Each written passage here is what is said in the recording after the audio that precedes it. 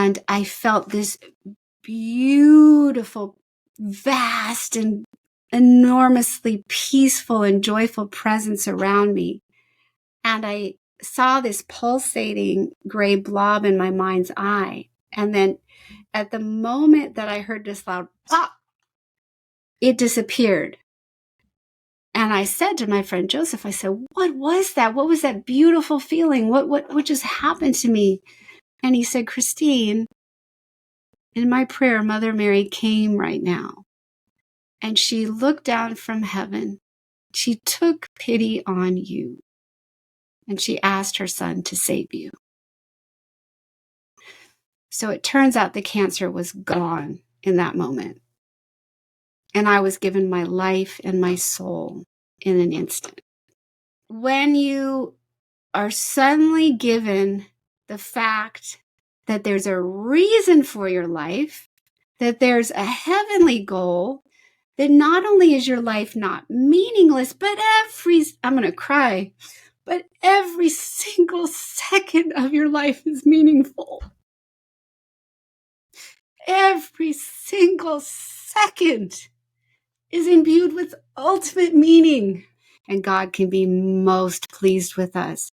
It's not because something went well and we're on top of the world and we're getting praise and God's like, good job, you made it happen.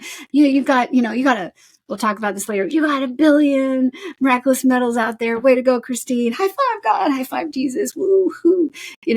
It's when nobody wants the medals anymore and they've accused you of being a heretic and your family's swearing at you and everyone's kicking up dust over you and you have no peace in your family and everything's toppling down on you and you say, thy will be done. Mm-hmm. Thy will be done and I love you.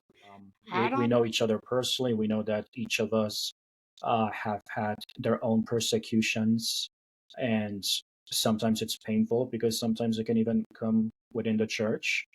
And how would you say that in your life, in those moments, you've been able to find the resilience, the strength to keep going in the midst of that pain? Right now, you mentioned pro-life workers keep going, because if we can stop abortion, we can stop a great amount of the evil in the world. It is a great feeder of all of nuclear war, of family breakdown, of every other kind of evil, because you feed Satan and he has more power to do whatever he wants to do. So this man was not a good man. He was doing terrible things for many years.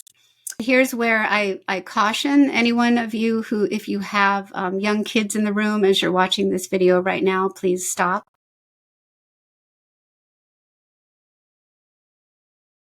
Catholic author and speaker Christine Watkins. Christine is the author of numerous best-selling books, from The Warning on the Illumination of Conscience to Of Men and Mary, Full of Grace, Miraculous Stories of Healing and Conversion Through Mary's Intercession. And actually, one of my favorite books of all time, I've never shared this with Christine before, but one of my favorite books is a book called Transfigured, which is the autobiography that Christine co-wrote with Patricia Sendova. And it's a powerful book. I mean, of conversion, transformation after drugs, Planned Parenthood, for abortions. And it really speaks to how conversion itself is not a linear process. We come to the Lord, but we have moments when we fall, when we need to get back up, and just a very raw and real and just profound work. But Christine has a new book out. She's constantly busy. The newest book is called The Miraculous Medal, Pendant of Power. Beautiful work, numerous stories, testimonies of people whose lives were changed somehow through the influence of the Miraculous Medal. Christine, thank you so much for being with us today. Happy to be here. Thank you for having me. Yeah, my pleasure. My pleasure. Can you share with us a bit how in your own life were you able to get out of the new age, and how did that grace of God enter in your life? I had, gosh, I guess my life is about no plans because just I didn't plan to get out of it. I had no plans to become Christian, much less a Catholic Christian. That was an absurdity for me. I was raised in a family that basically educated me to believe there was no God and to believe that any type of Christianity. I didn't even know there were different denominations. I was clueless. I didn't know Easter had anything to do with Jesus. It was eggs and bunnies. I was really raised in a subtly anti-religious household, and basically taught to believe that that was it's the opiate of the masses. It's a brainwashing thought that leads you to believe in a fairy tale to cope with life. So if I was going to get involved in spirituality, it was going to be something other than Christianity, because that's such an embarrassing shame. That was my mindset. And so I ended up, I danced professionally. I wanted to be a ballet dancer my whole life. I got injured. That took me away my career and the only God I ever knew. And so we all have a God-shaped hole. If it's not filled with the real Lord, we're going to fill it with something else. And for me, that was ballet. And I practiced it diligently for years, and I ended up with foot surgeries and injuries, and that took away my career and the only God I ever knew. And I grew depressed and I lost hope. And in my sadness, I turned to intimate relationships for comfort. And I also turned to the New Age movement, and I felt temporarily filled with some kind of life when I was in a relationship. But when that relationship inevitably failed, I was left with a larger, darker, lonely hole inside of me. And I didn't think to stop my sins, and I was into the New Age, and I didn't think to stop my New Age behavior whatsoever. I fell deeper into it, looking for answers from gurus, from the I Ching, from whatever I could find to find meaning and purpose. I didn't want to die. My mom told me I was going to end up being a bunch of dirt with worms crawling through me, and the only hope she could give me in her atheism was that I might nourish a tree after death. And I'm sorry, I was like, I'm not even going to be buried next to a tree. There's no hope in this. There's no point to this life. So I was trying to get out of that. And the New Age was saying, well, I'll reincarnate. I'll live again. I was, trying to grasp on to something for meaning and purpose and hope. So I didn't think to stop my behavior, and one summer I ended up very, very sick. It turns out I had cervical cancer due to my sins, very little time left to live. My hair was falling out. I was bleeding internally. I couldn't keep food down. But worse than being sick in my soul, I was sick in my body. I was so sick inside my soul. I would cry out in guttural despair, and the tears, once they started, they wouldn't stop. So in this state, I was sick. I had a friend. I didn't know God had sent him to help me, and neither did he. He was Catholic. He never told me he was Catholic. He was very quiet about his spirituality. But he was praying for me, and I didn't know what prayer was. He just knew I was suffering. He was praying for me. And I was despairing like usual. And I felt this beautiful, vast, and enormously peaceful and joyful presence around me. And I saw this pulsating gray blob in my mind's eye. And then at the moment that I heard this loud pop, it disappeared. And I said to my friend Joseph, I said, what was that? What was that beautiful feeling? What just happened to me? And he said, Christine, in my prayer, Mother Mary came right now. And she looked down from heaven. She took pity on you. And she asked her son to save you. So it turns out the cancer was gone in that moment. And I was given my life and my soul in an instant. So I had hated the images and the names of Jesus and Mary before that. I didn't want to read them. I didn't want to see them. But all that time, all they did was love me in return. That's all they know how to do. So because of that, I was just set on a whole new track in life and given my life and my soul back. And so, the books and anything that I end up doing, however humanly imperfect, is because there's been some kind of trick, some kind of nudge and usually the thought is, wow, why don't more people know about this? Wow, I shouldn't be the only one knowing this. Wow, this is important. Why isn't this more known? So the minute I have the why isn't this more known, that's kind of the stirring that they use to make me work a lot. I love that. I love that. It's interesting that you said that. Like in my most recent book, For the Love of Mary, there's a chapter in there that I have that's called The Stigmata of Mary, and it was that realization, like, why isn't something more well known? Because I Yeah. realized there are mystics in the tradition, Venerable Maria Vagreza, Maria Valtorta, others who speak in their visionary experiences about Our Lady having an interior stigmata during the passion of her son. And so I decided to write about that as well. So I'm glad to hear that there's like a similar um, discernment there, similar realization that sometimes the Lord allows us to discover sacred mysteries that are so powerful, which unfortunately are not widespread and widely known. And Mm-hmm. I love that story of your healing, Christine, because as you mentioned, not only healing of body but healing of soul. And but Mm-hmm. I've noticed that I noticed that there's people who may experience at times a physical healing, and for whatever reason, it doesn't always lead to this trajectory of I'm Mm-hmm. giving my life to the Lord now, right? It's like how many lepers were healed and how many came back to thank Jesus. And it sounds like for you, on the other hand, the healing of body, the healing of soul, it led to mission, complete reorientation of life, complete desire to say, Jesus, I want to repay you. I want to love you back for this. And that's a remarkable testimony to your own yes in that experience.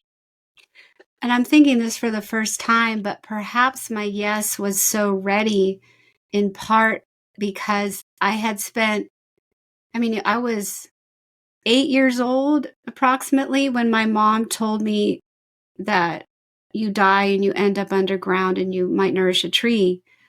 And that led to, like, there was one night I remember where I would chant in my head, but I'm going to die. But I'm going to be nothing. Like nothing. So that was a crisis that was engendered very young within my soul. And I literally would feel a pressure. I felt a pressure one night of something pushing me into the bed with a sense of utter dread. Because if you're going to be nothing, what is this life all about? So hence the New Age seeking, and I can't blame that for my sins. My sins are my own fault, and everything's my own fault, right? All my sins are. But when you are suddenly given the fact that there's a reason for your life, that there's a heavenly goal, that not only is your life not meaningless, but I'm going to cry, but every single second of your life is meaningful. Every single second is imbued with ultimate meaning. I mean, you're set free in that moment. I used to say, oh my gosh, what if I end up tortured, with missing my leg, and what would life be about then? And now I know if I end up tortured the rest of my life and no legs, it'll be horrible. No doubt it'll be excruciatingly horrible, but that too will have meaning, and that too will have a great end. you can't, once you have Jesus and his promises and his hope and eternal life as your goal, you can be so beat up. And that has meaning. And it's not the end. So I just felt like I was given everything. Yeah. Yeah, that is so rich, because it reminds us that Christianity, it's also about crucified love. Your sufferings have meaning. Your own personal crucifixion has Yeah. And meaning. everyone's going to suffer. Yeah, right. Yeah. Everyone's going to suffer, and there's that expression that in some ways the greatest suffering is the suffering of an atheist, because there's no meaning for them. But Oh, in Christianity, Jesus gave a suffering meaning.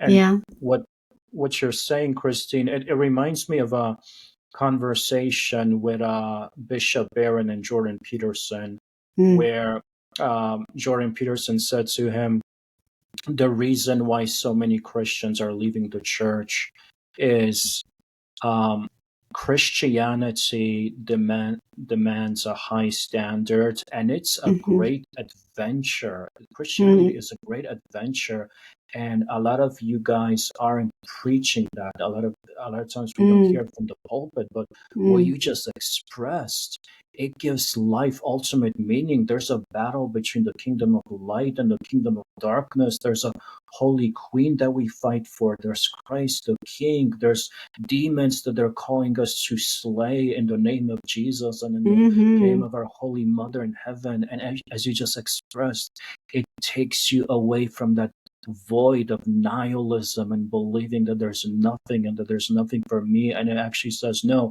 you're special. Your life has meaning. Your life has eternal value. Your life can result in tens of thousands of people being in heaven. I love that story of the devil appearing to John Vianney, and he said to him, Vianney, if there were 3 priests like you, my kingdom would be destroyed. And one day the demon said to him, Vianney, you have taken more than 80,000 souls from me.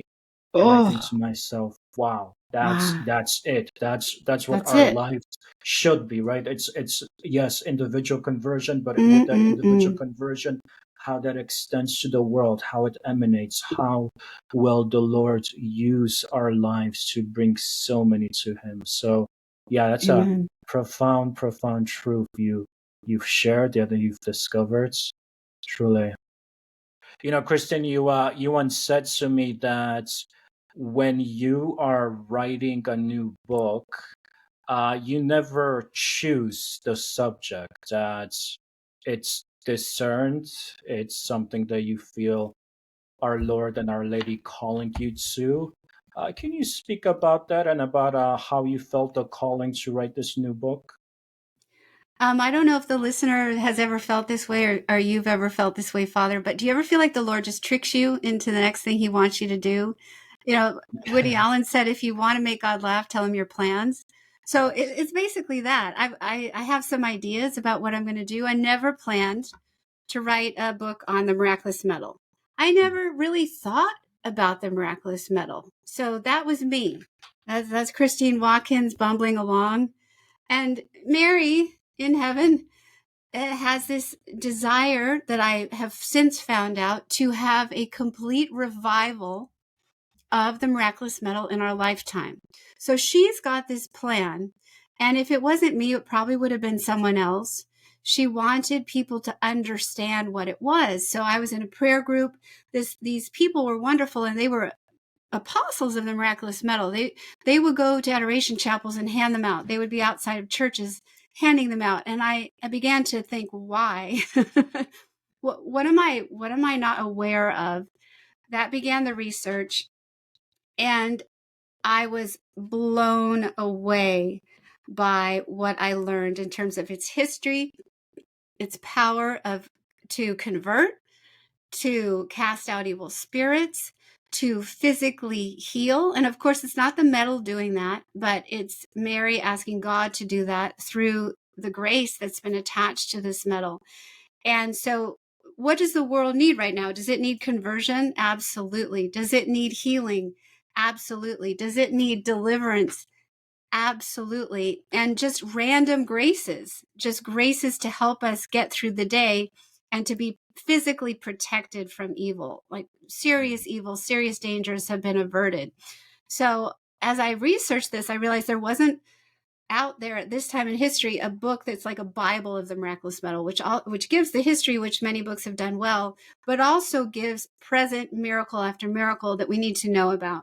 So I was set on this journey, just starting to investigate why is this prayer group so interested in the medal, to find out, oh my gosh, the world needs to be interested in this medal all over again. And the world was interested when it was brought into the world in 1830, but now she's doing it again. She's doing it again. She's having people understand its power, and beautiful things are happening. All these people are saying, now I know why my mother wore one. Now I know why my grandmother insisted, because this generation has kind of dropped it to the floor and not thought much about it in general. Yeah, wow. And it's a such an eclectic source of stories that you have from different people, different walks of life, who've had some kind of encounter with the metal. One of the first stories that I read, which was so moving, takes readers into some of the darkest aspects of evil.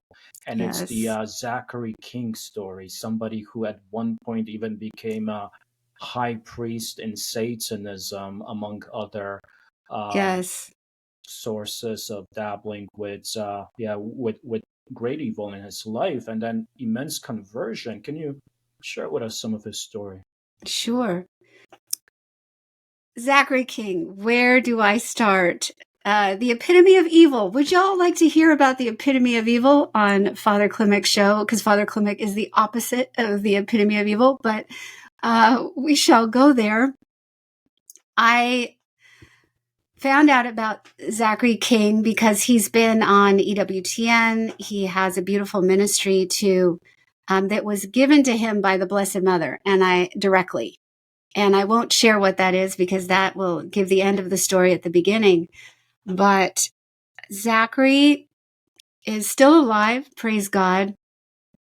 At a young age, a very tender young age, he was co-opted into an after-school kind of boys and girls club place, a home that had every possible young teenage boy pleasure or prepubescent pleasure you could imagine, and salacious ones too. So he was very attracted to this place. Why his parents didn't pull him out of it was because they were Baptist, and deacons from their church were there, and local people from the school were at this club. It turned out to be a satanic coven. It was a satanic coven associated with a coven that was dealing with child pornography and just things that you don't even want to know about. And so he began to be used by them, and he didn't know it was use. He didn't know. He just thought, I'm acting in films, and I'm getting all the drugs and sex I want. He found out that there's such thing through this satanic entry as a high wizard. He was very into magic, magick, which is real, and it's satanic spells and hexes, and we can go in later as to what a hex is. But this is very popular today. It was very popular back then in the 70s, continues to get more and more popular as it's breaking into the mainstream. Nowadays, things that people did not believe Zachary. He'd say, yeah, there's these satanic conventions with 10,000 people. And people say, no, it's not happening. You say, really? Because I was just at one a few years ago. But nowadays, you have the satanic club on the college campus. You have the symbols out in the public square. And Zachary also warned that this was going to happen. Well, it's happening right now. Back when he was co-opted into this dark underworld, they kept it more underground. They tried to keep it more secret. They don't care now. And they don't have to keep it secret because we, the public, are embracing it. And so he ended up finding out there's such thing as a high wizard. There's only 1 to 10 of these at any given time in the entire world. And they do the greatest magic, meaning their spells work. If you're a high wizard, you can be knocked off from being a high wizard if you do not have over a 90% success rate, or 92% success rate with your spells. If you drop below the percentage rate that you're required to have a successful spell cast or a hex, then you can no longer be the high wizard. What makes you successful is being a part, getting, and here's where I caution any one of you who, if you have young kids in the room as you're watching this video right now, please stop. No more for the kids, sorry. But you have to take part in a ritual abortion many times over to have enough power given to you by Satan for the hexes and the spells to work. And they work because Satan is very pleased by these abortions. And I'm sure you would agree, Father Klimek, that we're not saying that anyone who has had an abortion is evil. It's not that. We're all tricked. I was tricked into so many sins for so many years. We're being fooled right now as a culture. It's not that someone thinking that they're going to do that is evil. No. It's just that, and there is healing. And I worked in Rachel's Vineyard for 10 years helping men and women heal from past abortions. So there's mercy, there's healing. God is always there for you. Do not despair. But it also happens to be a fact that that's an act that Satan is mightily pleased with. And he's always wanted to sacrifice the innocents, right? We notice that in scripture, that is one of his greatest quote unquote joys. And he obtains tremendous power through that. So to be a high wizard, you have to have blood on your hands, either the mother's or the baby's. And when that happens, the spell is made more powerful and turns into the name hex. So Zachary would be part of these, and hence when he was called by a congressman or one of these heavy duty elites that we now see in the world, people who are working in the Bilderberg Club or at the Bohemian Club, at these high echelon of power, worldly power in the world. Why are they so powerful and why are they so effective with their agendas? At times it's because they have performed a hex. They've called on the high wizard and they want certain things to be pushed through in the world. And with a spell done and enough money given to the satanic coven, the high wizard does it. And Satan goes, of course I'm going to make happen through direct action of Satan or through the weakness of human beings.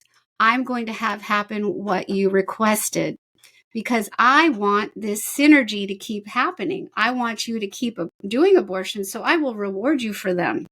So it's an interplay that's going on with the world.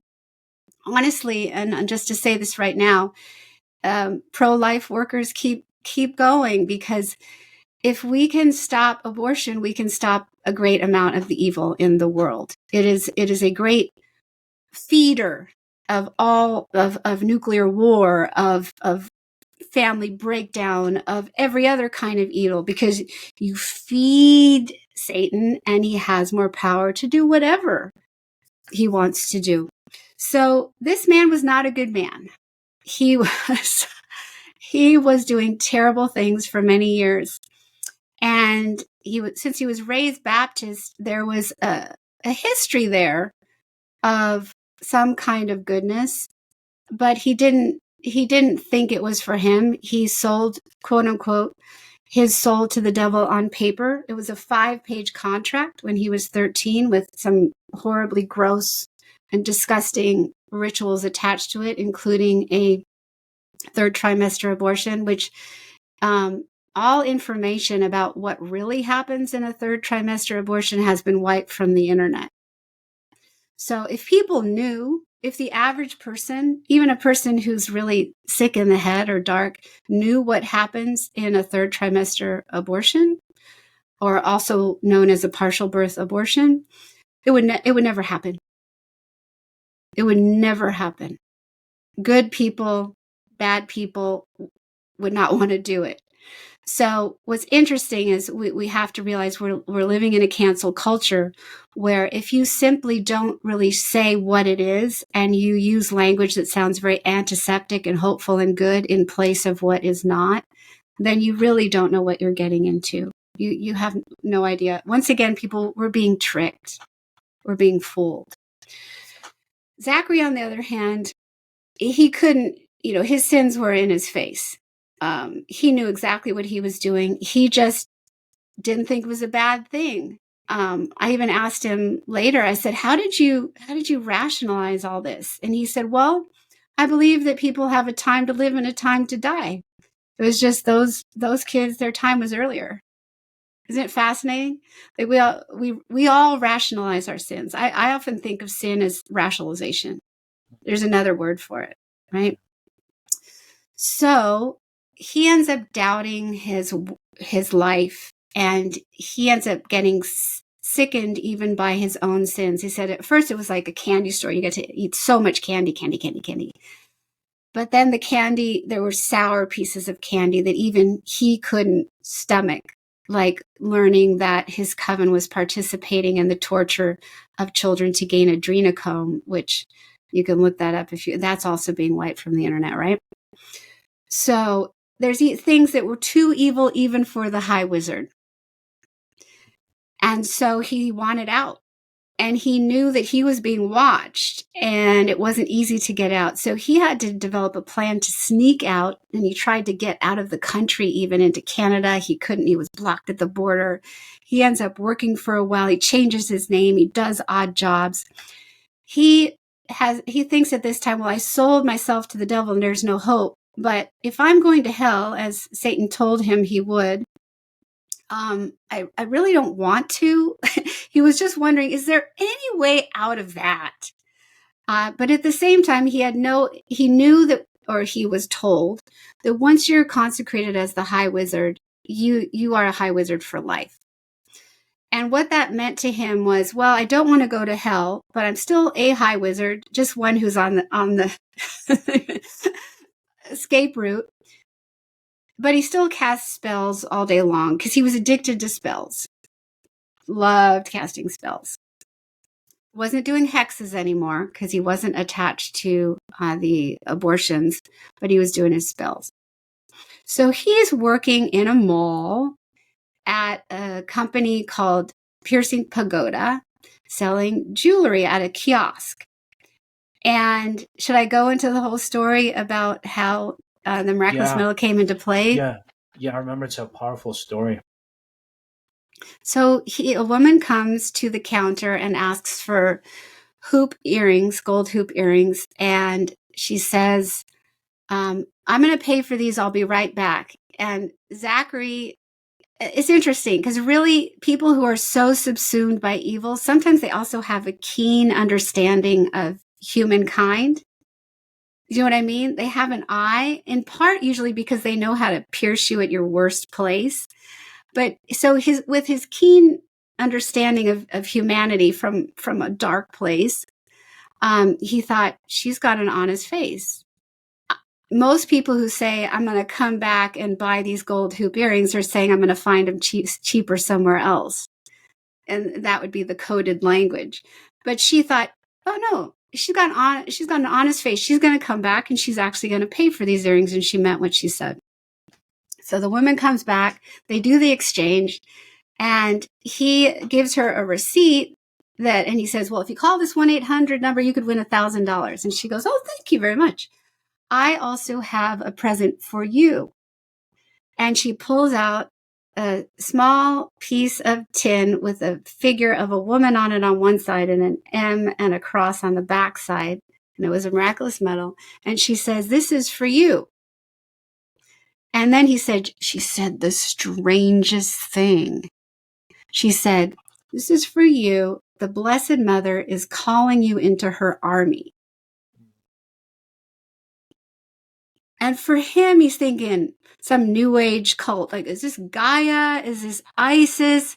Nothing in the Baptist church is blessed. So there's no Blessed Mother. Like, they don't even bring up the scene of the wedding at Cana because they don't drink. So they don't talk about that.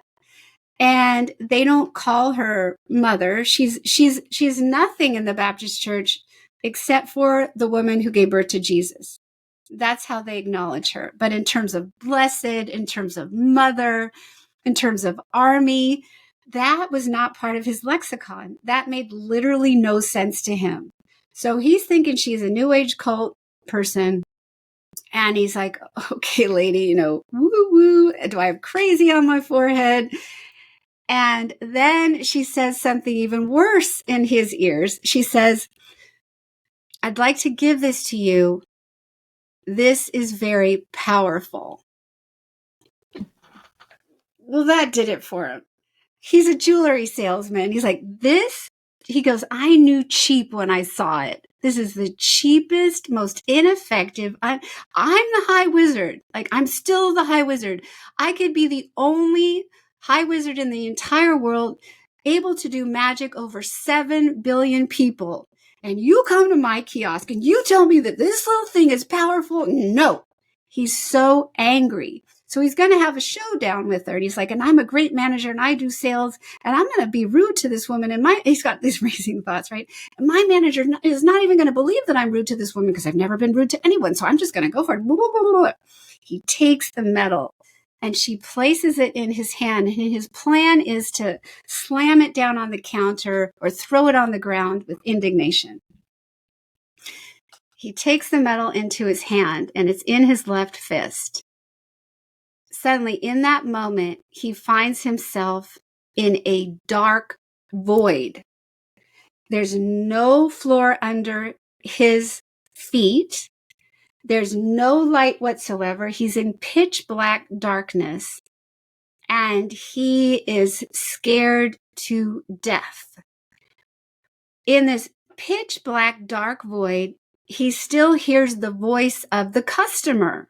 The woman her voice keeps talking to him. And she says, that spell that you cast last night, because he had just done a spell the night before, that is of the devil. Those over 100 abortions that you've assisted in, those are of the devil. And she names about 10 more very specific things that he's done. And after each thing she mentions are the words, and that was of the devil. And he's terrified because he thinks, how does she know that? I don't have that kind of magic. I don't have the magic strong enough to send someone into a dark void and name all their sins. And if I let go of this thing, am I going to completely die? He thinks he's going to die. And he's thinking back, what's happening in the mall right now? Did the cameras of the mall just see Zachary King standing there behind his jewelry counter and suddenly disappear? Like, all these thoughts are going through his head. So then all of a sudden, he knows that this medal is associated with the Blessed Mother. And he has no way of knowing that because he's never even heard the term the Blessed Mother. But he suddenly knows that the Blessed Mother is the mother of Jesus, who is Lord. It's an instantaneous knowledge. And in that moment of knowing that, the Blessed Mother appears before him in this dark void. And he said, I've never seen and will never see a more beautiful woman. Like, her beauty just astounded him. So he's staring at her. And he said, I was acutely aware of my 146 assisted abortions. I was acutely aware of my sins. And yet her smile toward me was one of love. And it pierced him. And she took him, she literally physically took him. She grabbed her hand that had the medal and she turned him around. And behind him was Jesus in his divine mercy image, another thing he'd never heard of. And interestingly enough, as I was talking to Zachary, he remembered this. He hadn't thought of it till he spoke it. But when he was turned around, a floor came under his feet and suddenly he was on some type of grounding. Not interesting? And Jesus in his divine mercy image had the rays flowing from his heart, and they were flowing through Zachary, over Zachary, around him. And he knew at that moment that Jesus was Lord. He knew that he had actually not sold his soul to Satan when he was 13. And how did he know that? It was because part of the infused knowledge he received was that his life wasn't his own to give to Satan. He didn't own his own life. The God man right before him was the one who was Lord of his life. So he didn't even have the power to sell his soul to the devil. So he realized that, and then he was given infused knowledge. This is so fascinating, that the Catholic Church was the true church, that the Eucharist was Jesus, and suddenly he knew that. I mean, just, that's astounding, right? To know things that you can't know from your upbringing. Blessed Mother speaks again and says, I am calling you into my army. Your job is to help me end abortion. Poof, he's back in the mall. Medal in his left hand, trembling. So the woman is still talking to him, chatty. And she never said those things that he heard through her voice in the dark void. All she knows is that she's still talking to this man. And she says it, you're called into his army. And she says, oh, excuse me, my cell phone's ringing. Hold on a sec. So she gets the phone. She goes, I have to answer this. I work for Father Joe Whalen. He has a healing ministry, and he's so busy, you can never get a hold of him. So excuse me, Zachary, I have to get this message. She says, sure, get the call. This whole world's been turned upside down. Gets the call. And Zachary tells the story in a funny way. He said that at this point, Father Joe Whalen was in his 70s and losing his hearing and thinking that no one else could hear either. So he's just bellowing through the phone, and Zachary can hear everything. And he says, hey, give the phone to the man in front of you. And so she goes, this is for you. So he takes the receiver and he hears Father Joe Whalen say, welcome to the faith. Hand Marianne back the phone. Okay. So she scrambles to get him Catholic CDs and a Catholic Bible, and she gives him the Mass times, and they exchange phone numbers, and she leaves, and he leaves work that day, and he's married, and he comes home and he says, guess what? And his wife says, what? And he goes, I'm Catholic now. And he figured that, he was Catholic because he'd just seen Jesus and Mary, and that was sufficient to get in. And the rest is history. That is such a powerful testimony. That is such a powerful encounter of the experience of God through Our Lady's intercession. Even like what's happening there with the infused knowledge. I sometimes teach Christian spirituality classes, and we talk about different types of mystical visions, and one type is known as the intellectual vision, which basically means that a person has a supernatural encounter where there's a new infused knowledge about holy mysteries, sacred mysteries, the truth about the Eucharist, the truth about the Virgin Mary, the Catholic Church. And they are realities that I think are so important to tell, because we live in a culture that has completely abandoned the supernatural. There's such an infatuation with rationalism, naturalism. And I noticed that in a lot of your books, Christine, that seems to be a bit of a trend, that you do record the mystical dimensions of the faith, supernatural dimensions that really point to, hey, Jesus's miracles are real. The Blessed Virgin is real. His resurrection is real, through these contemporary testimonies. Absolutely. And so, for those of you who turned off the video, or at least didn't want your children to watch, if you want to know all the details of the book, it's in the Miraculous Medal Pendant of Power book. So that's, bookstores, Amazon, the website where everything is www www.queenofpeacemedia.com. And so if you can imagine the power that just happened in that story, and wouldn't you also want to know about this medal and be wearing one and have your loved ones wear one when you hear about that? You know, it's really hard to say, no, I think I'll pass that by when we need so much. But I think, yeah, I once again, not by choice. I believe it was heaven who tells me, tricks me into writing what heaven wants me to write. But it does tend toward the supernatural, as you say, which is being forgotten. But what's being replaced by it is not just secular rationalism, but also the occult and the New Age. So we are intrigued by the supernatural, but unfortunately people don't know it's the preternatural. We are being intrigued by spiritual forces.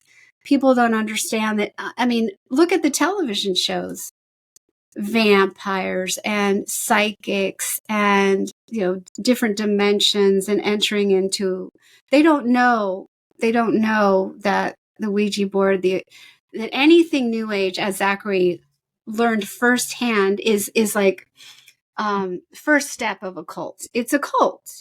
New Age is not something different than the occult. It's occult light. And what New Age does, because it did it to me, I was into the New Age before God healed and saved me through the intercession of the Blessed Mother. But that's the new thing. That's the new religion and spirituality that society at large accepts. Yeah. I noticed that in our culture, there can also be a lot of misrepresentations. You have a section on the miraculous medal, a section that speaks to ways of misunderstanding it, and you even shared a fascinating story of Jim Carrey, the famous Hollywood actor, how he had a certain misunderstanding of the miraculous medal that's connected to the contemporary cultural fascination with law of attraction and manifesting. Yeah.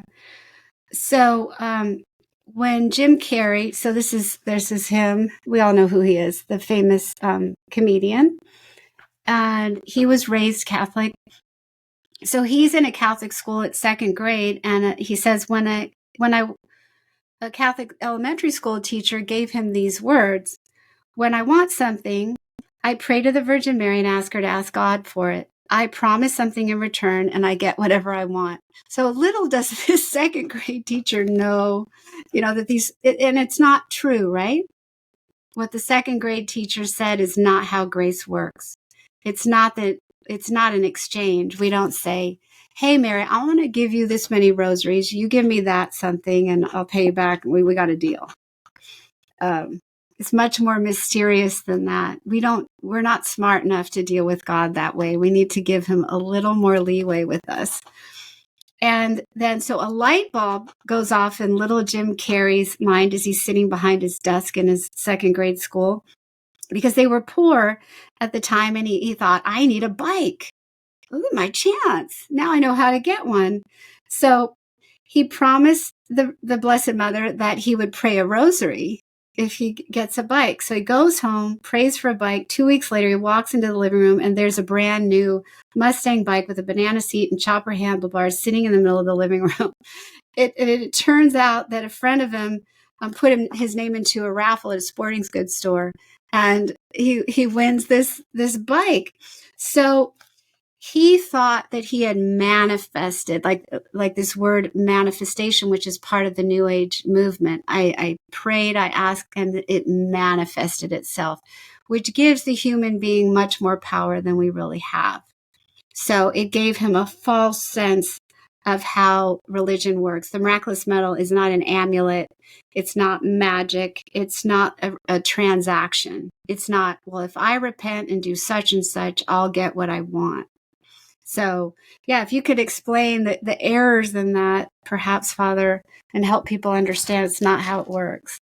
Yeah, because as you just articulated, Christine, it's not a transaction. I do this and therefore I get what I want, because that would be like the an ancient heresy of earning my salvation. Sometimes we think about um, this ancient heresy known as Pelagianism, which is that if I just do as much as I can possibly do, I will be saved.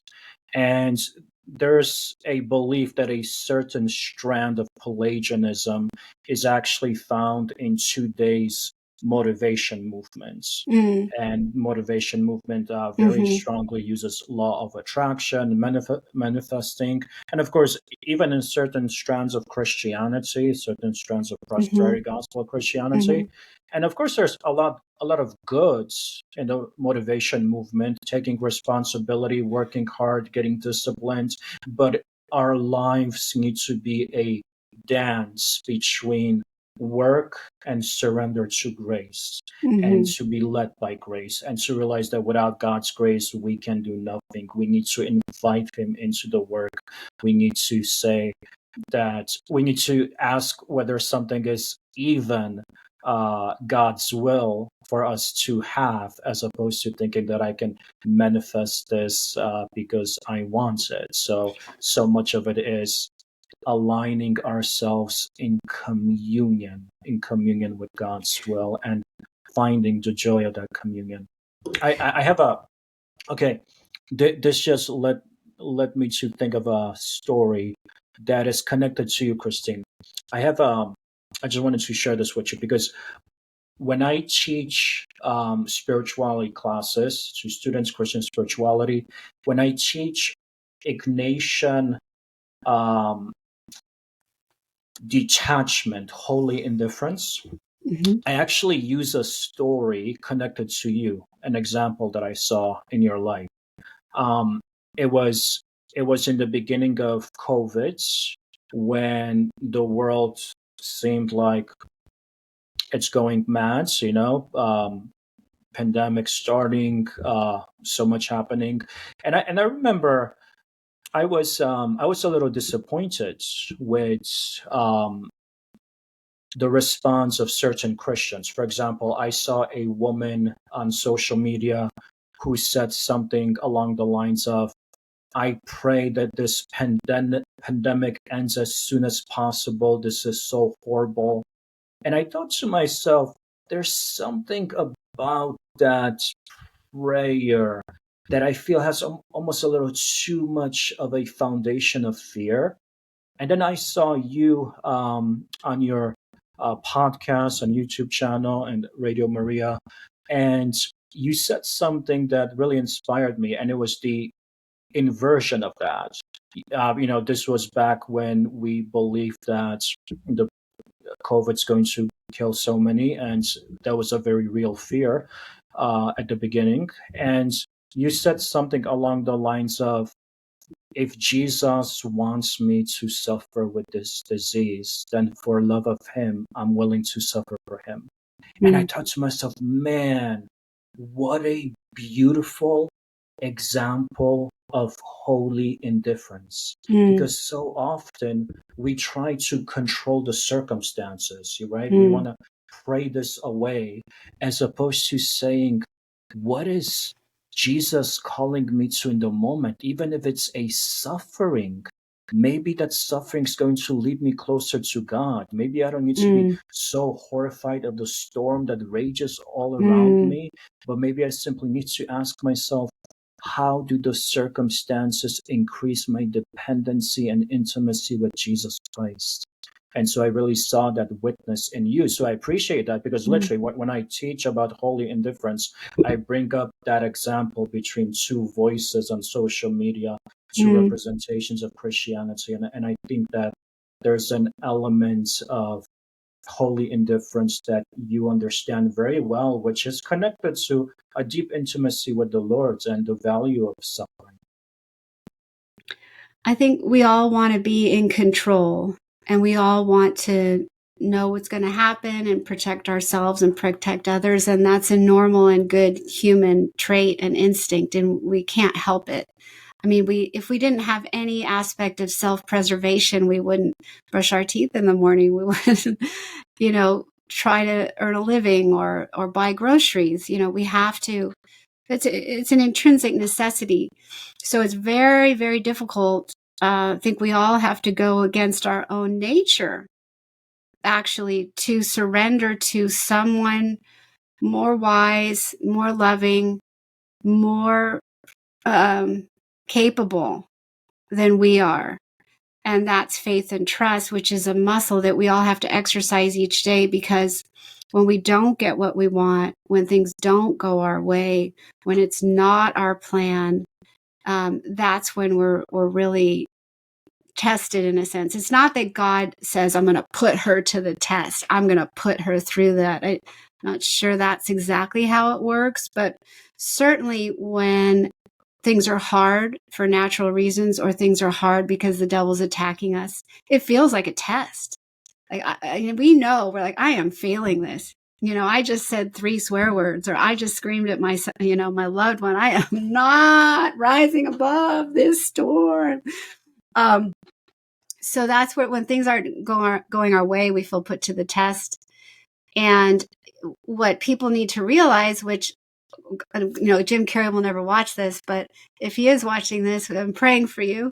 And it's to say, wait a minute, sometimes God's answer is no. That too is an answer to prayer. That too is, I could say 50 million rosaries. I could fast on bread and water for 50 days straight. Well, 40. I mean, I can't. You probably can. I could, plead to God with all my heart, all my soul, all my strength, and the answer could still be no. And that's a hard thing to realize. That's when we know we are really not in control. And when we don't know the why of why we got the no, and we're just flailing around in a storm, that's when our faith and our virtues can be made the strongest and the most beautiful, and God can be most pleased with us. It's not because something went well and we're on top of the world and we're getting praise and God's like, good job, you made it happen. You got we'll talk about this later. You got 1 billion miraculous medals out there. Way to go, Christine. High five God. High five Jesus. Woo-hoo. It's when nobody wants the medals anymore, and they've accused you of being a heretic, and your family's swearing at you, and everyone's kicking up dust over you, and you have no peace in your family, and everything's toppling down on you, and you say, thy will be done. Mm-hmm. Thy will be done, and I love you. I don't know what's going on, but make me a saint, and I love you. Like, that's when we're justified before God, right? That's when we're made one with him. And Jesus didn't save through his preaching. He didn't save through his miracles. He didn't save through his presence of winning. He saved us through the cross. So if we are to be conformed to him, when are we more quote unquote powerful than ever? Through God's grace as a vehicle. Only the most power of goodness that we can help Jesus bring into the world is when we're on the cross. So if we forget that as Christians, we've forgotten Christianity. Yeah. Sometimes when I'm preaching, I say to the congregation, when we are suffering, it's easy to ask the question, why, Lord, why is this happening? And it's a human inclination, and it makes a lot of sense, because of course real suffering is extremely painful. But another question that we need to consider is the question of how.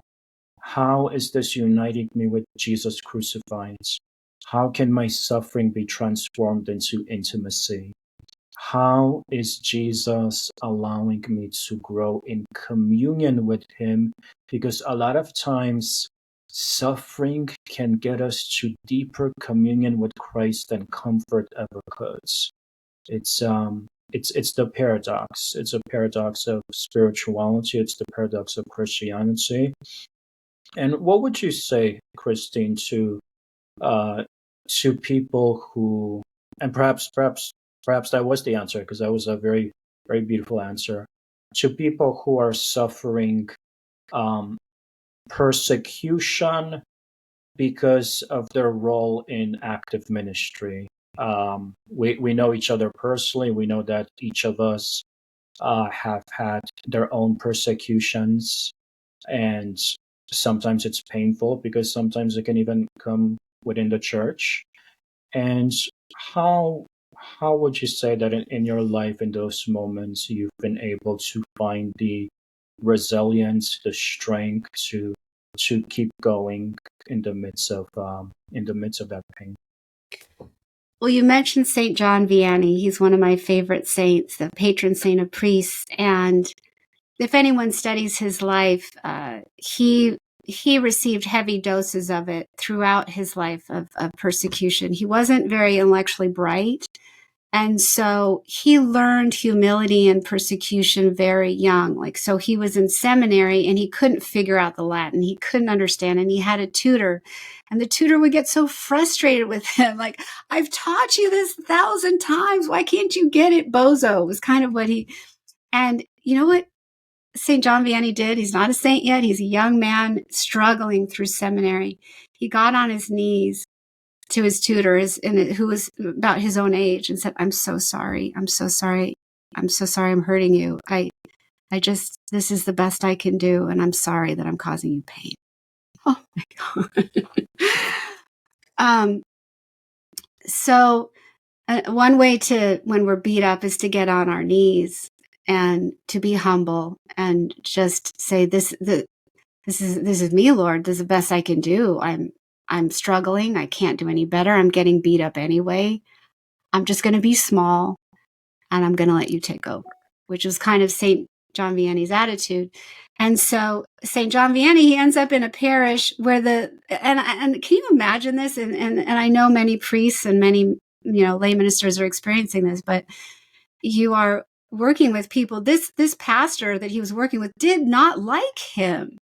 Really did not like, can you imagine eating every day next to the guy who just doesn't like you whatsoever? Yeah, So no St. idea. John, yeah. So, that's a real suffering for many people, especially people without the hardened egos who pretend they don't care. But for those of us who are really sensitive to those things, those energies are horrible. You feel it. You feel physically punched. It could be just a slight glance, a slight nasty word. And I mean, I was way too devastated a few years ago when the people behind the desk at my kids' elementary school decided to persecute me and gossip about me to the whole school. I was too affected by that. It was my fault. Like they didn't like something about me. So I'd walk in and you'd see the gossip go, there she is. I remember my son was in the office and I had to pick him up for some reason. And they said this in front of my son. They said, oh, here comes Miss Special. So now before I heard the gossipy words, I intuited them. Right. I thought I was going crazy. I'm like, it seems like I'm persona non grata here. It feels like everybody's talking smack about me, but that's just my imagination, right? It's just, maybe I'm hypersensitive.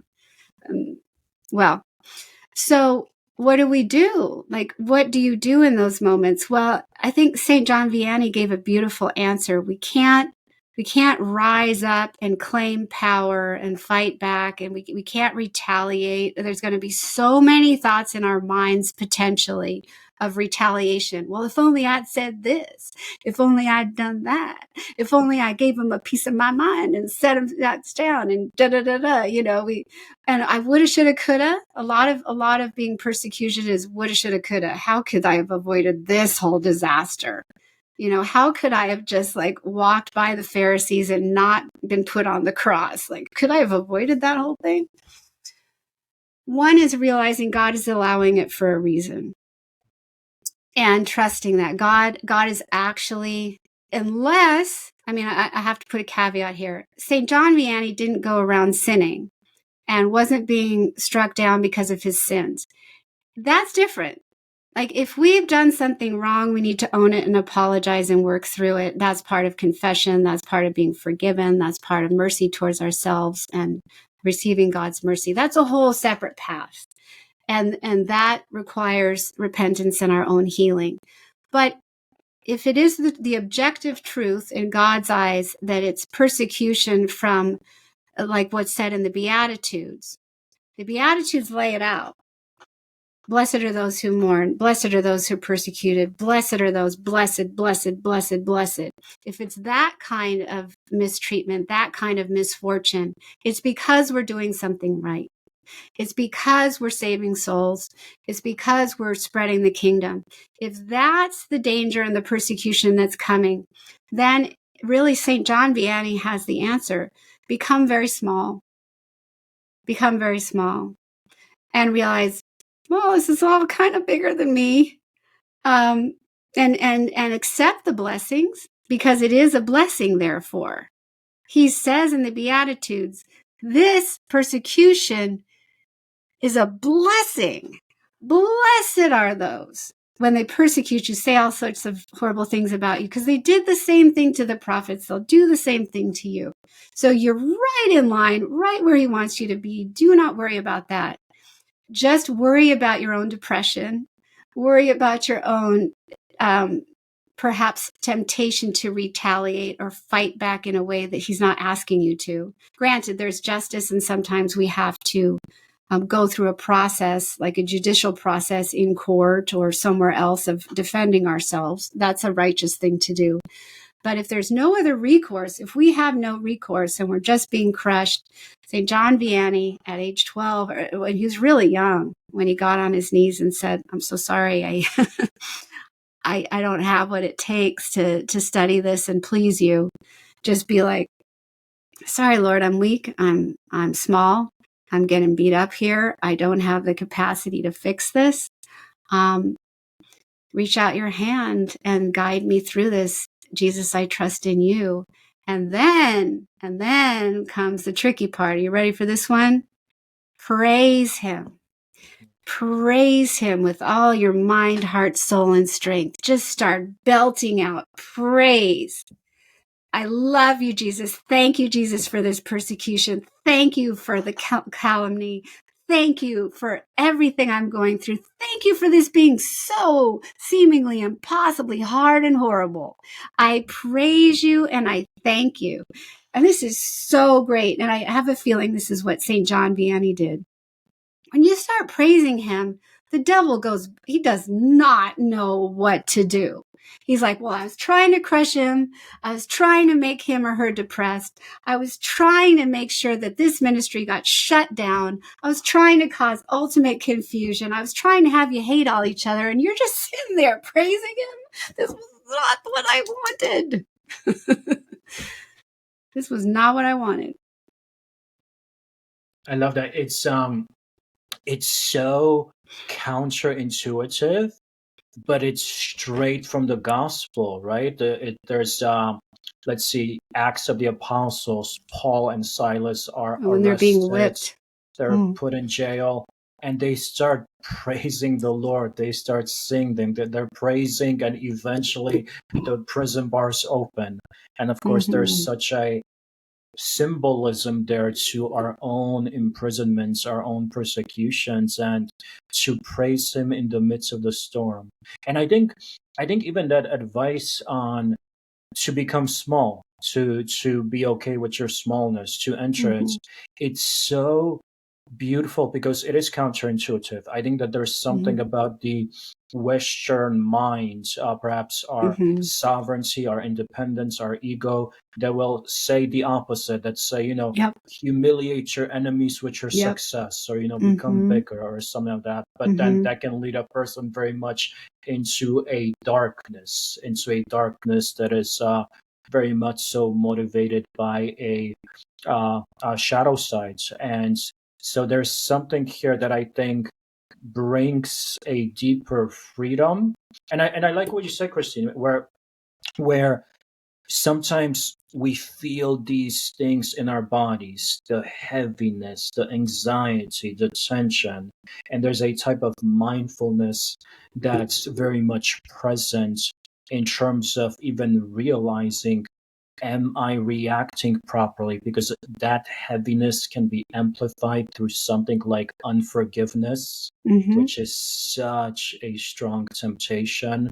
Yeah. And sometimes we don't realize that unforgiveness is a type of drinking your own poison as opposed to allowing a lightness and a freedom. And forgiveness doesn't Yeah. mean, of course, that you condone the wrongdoing or the crime or the act, but it does mean that you try to let go of the bitterness, let go of the anger, wish them well. So I think these are such important human struggles. And yeah, I love that advice about praising him. Amen. With the miraculous medal, I love how so much of it's it's not just about the individual conversion that the sacramental has led many people to, but it's also about evangelism. I think that Saint Maximilian Kolbe, who you have in the book, is such a vibrant example of this. You actually included one of my favorite writings of Maximilian Kolbe, which Mm. is a letter that he wrote to one of his Franciscan brothers. And he's speaking about how you don't have to run an organization to have the power to evangelize. And he's talking about his own experiences as being a hospital patients and chaplain, and literally being in beds in the hospital and still doing as much as he can to spread devotion to the miraculous medal and to evangelize those around him. What are some examples or lessons that we can learn from Saint Maximilian's evangelistic love and spirit?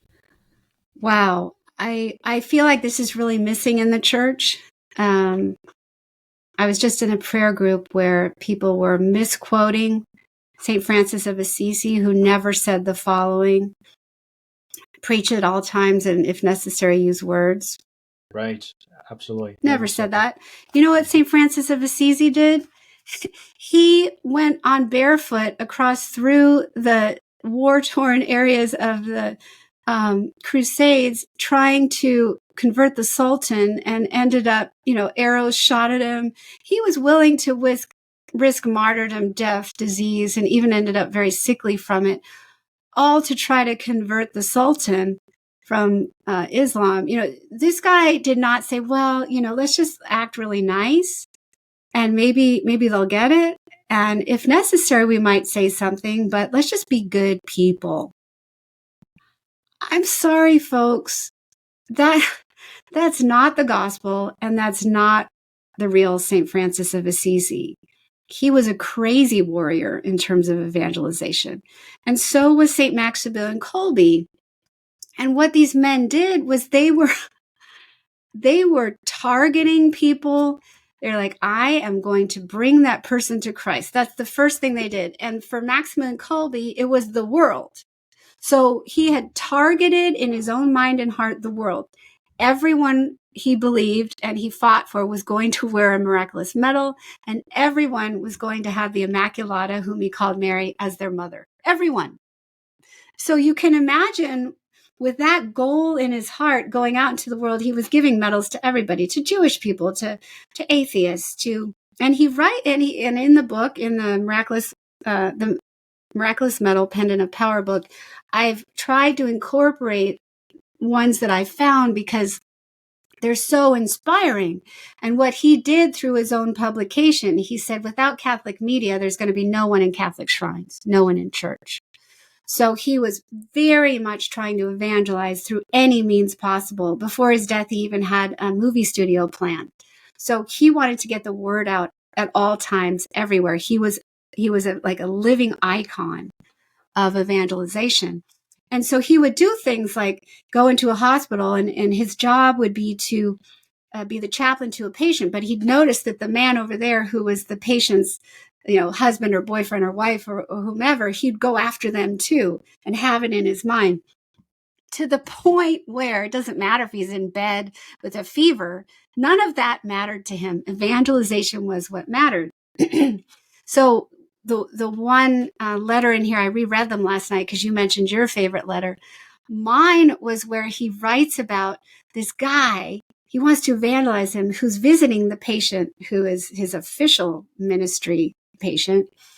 And he's trying to convince him through books, through different means, through discussion, that religion is valuable, that he should turn away from his sinful ways. And he noticed that the guy has some non-holy magazines that he keeps in his pocket. And he says, just not enough, he says to St. Maximilian Kolbe, just not enough proof. I just don't have enough. I'm not buying it. It's not going. And he found out that the guy was leaving on a train the next day. So this isn't where St. Maximilian Kolbe gives up. He's like, I got 24 hours. That's the spirit of St. Maximilian Kolbe. I got 24 hours to convert this guy. So he goes after him even more, and he's thinking, what do I do, Lord? He sits by his side. He says, how about confession? Oh, no. I'm not ready for, not happening, not necessary, Father. Okay, fine. And then he finds out the next day that he's a guy walks in and says, okay, it's time to go, time to get on the train. And he gets up and leaves. And St. Maximilian Kolbe is not over till it's over. So he thinks, what do I do? Is this how it ends, Lord? Is this how it ends? And he's calling on Mary like he always does. And he leaves, and he finds that the guy has his suitcase packed, and the other guy's ready to lead him to the train. And he knocks on the door. He says, excuse me, I have one more thing to say to the guy before he leaves. He's like, okay. So he brings his suitcase into this other room. Like he's still like corralling him into his presence. And he says, so, really think, have you ever thought of confession? He's like, Father, no. I told you no, absolutely not. Well, how about this? He had given him a medal, and he gets the medal around the man's neck, and he's like,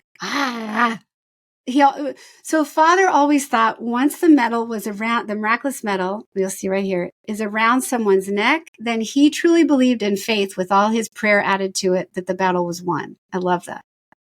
So he's like, okay. And then he says, a confession now.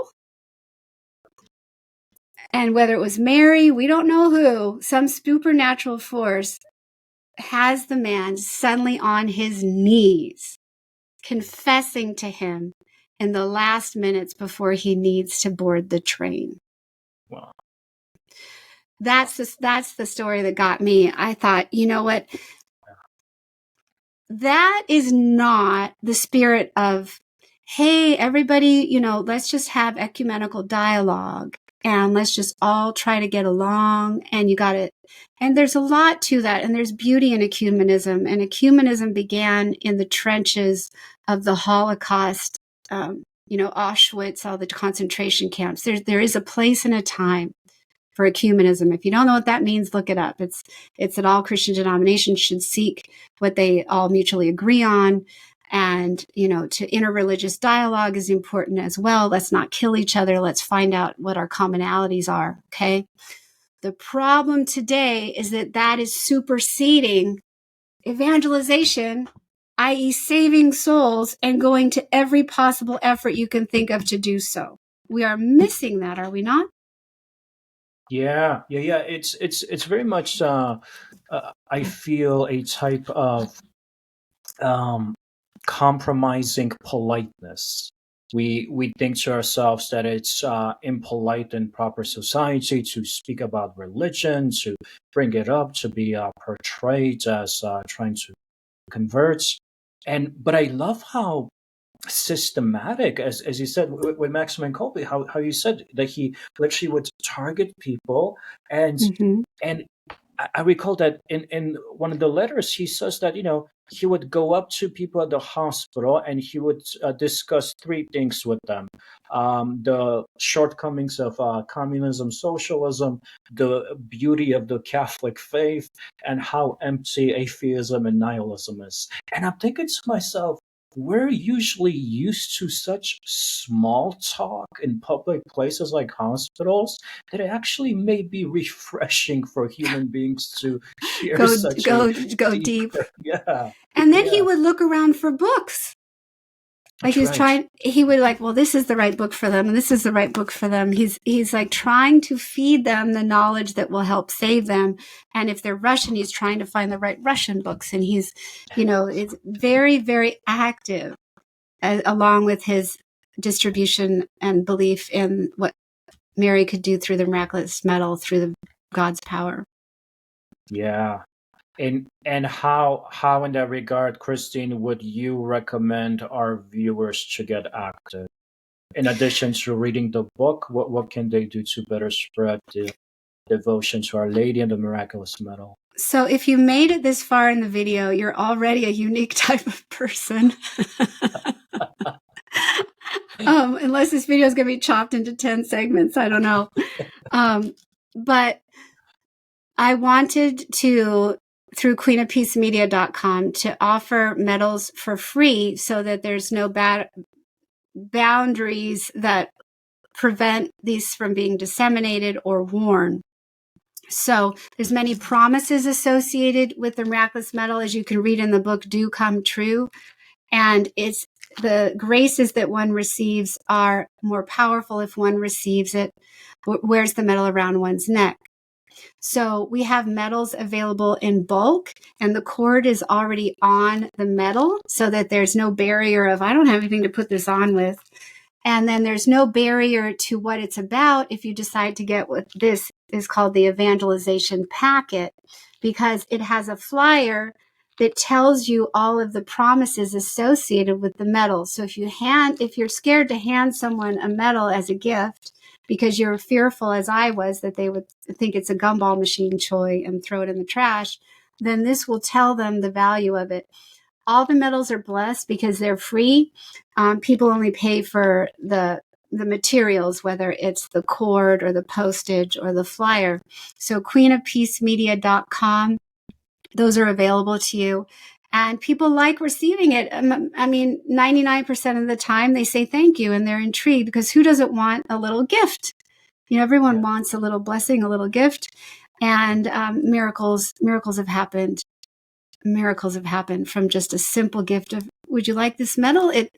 It is from what Mary gave St. Catherine Labouré in 1830. And ever since that date, miracles have happened. Miracles of healing, miracles of grace, prayers answered. That's all you have to say to the average person, that it's miraculous, and you won't be lying. I love it. I love it. It's such a catechetical tool. It's such an evangelistic tool. I mean, as you just mentioned, to even explain to someone the miraculous medal is to speak to them about the reality of Marian apparitions, Catherine Labouré, supernatural appearances of Our Lady, miracles happening. I mean, that is just intriguing. Whoever you are, that is such an intriguing topic. So I highly recommend our audience to get those medals, to make them part of your evangelistic efforts, even to have some boldness to speak to strangers. Sometimes the worst thing that can happen is somebody will tell you they're not interested, and life goes on. Sometimes I think that we almost have this fear of speaking to a stranger about the faith, because what if we get dissed in any way? What if they say no? And some of the greatest evangelists, they've had to have those difficult moments, those difficult experiences, but Jesus is worth it. Jesus is worth it. Amen. Christine, let me say, as a thank you for your appearance here today, you are someone who as I was preparing for this interview, I was going through your various books, and you are someone who has really, by the grace of God and by your surrender to that grace, touched probably thousands, if not tens of thousands of lives, with so many testimonies that you've recorded, with so many books on Marian spirituality, miracles, supernatural phenomena like the illumination of conscience that just wakes people up.